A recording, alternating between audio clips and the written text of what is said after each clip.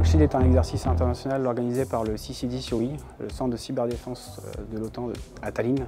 L'objectif de Logshield est de permettre aux différentes nations participantes de s'entraîner dans un environnement virtualisé pour un réseau simulé. Lors de cette édition, la France est en coopération avec la Pologne.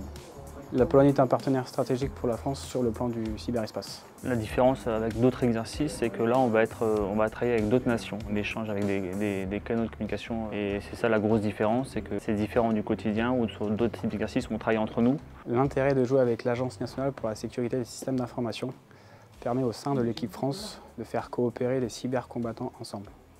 Dans cet exercice, les participants sont invités à défendre l'ensemble des systèmes d'information du réseau. Cela passe également par des systèmes d'information critiques tels que le traitement d'eau, par exemple, ou les télécommunications. Dans l'exercice Logshield, je suis analyste dans l'équipe forensique, c'est-à-dire que je vais rechercher ce qu'on appelle les indicateurs de compromission sur des machines, que ce soit dans la mémoire ou dans le disque.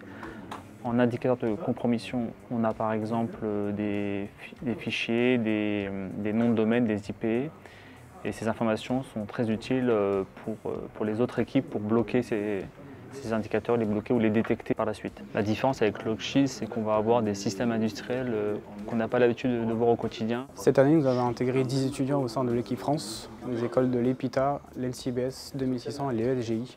L'intérêt de faire jouer les étudiants dans l'équipe France était à la fois pour eux de s'immerger dans une situation de crise cyber qui pourrait être proche de la réalité et pour le COM cyber de permettre de détecter d'éventuels futurs talents.